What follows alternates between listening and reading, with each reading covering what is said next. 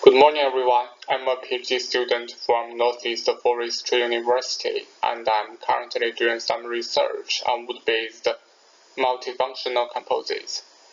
Today, I would like to share with you some of my research progresses on highly anisotropic wood-based composites with a layer structure for thermal insulation and electrical conductivity. First, please allow me to briefly introduce my school. The Northeast Forestry University is located in Harbin, a beautiful and cold city in China. Then you can say something about Northeast Forestry University and show some relevant pictures. My presentation is structured in the following way. Okay, I would like to give you a bit of background. Composite materials have attracted tremendous interest because they exhibit unique functionalities by integrating the properties of individual components. The composite with anisotropic structure usually present anisotropic mechanical, thermal, and electrical properties. In addition, it can be customized, designed, and fabricated according to the practical demand. However, the challenges still remain in achieving simple manufacturing process and low energy consumption. Trees, as the most abundant renewable biological resources on the planet, play an increasingly important role in our future sustainable development. The trees have some unique characteristics such as natural, anisotropic hierarchical structure, highly aligned micrometer-sized channel, and abundant polymer composite and functional growth, which render it great mechanical strength, energy absorption characteristics, and directional fast mass transfer and great thermal and electrical insulation. The challenge is how to utilize the properties of wood through wood nanotechnology. Now we are going to take a look at the next section. Here you can see a figure which shows you the evolution from natural wood to wood aerogel. The wood aerogel was prepared by the removal of lignin and hemicellulose of natural wood. Moreover, the appearance of wood aerogel evolved from honeycomb-like structure of natural wood to a layer structure.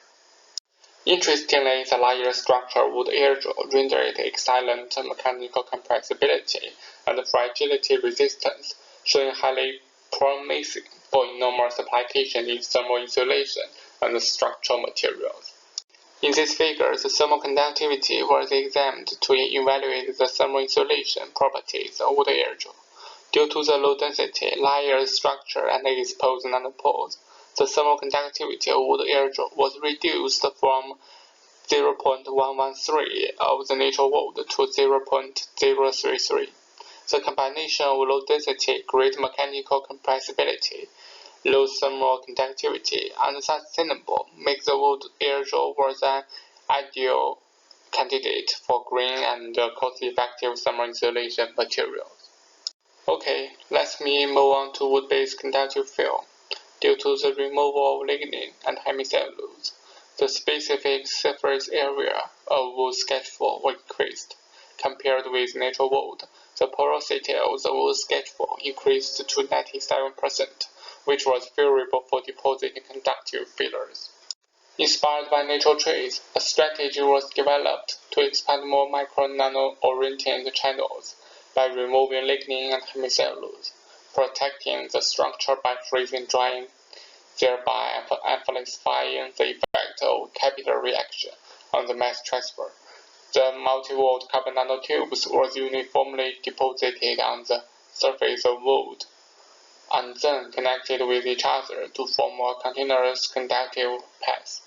Compared with natural wood, the multi-walled carbon nanotubes wood film exhibited approximately 6 times and 3 times higher tensile strength and Young's modulus, respectively.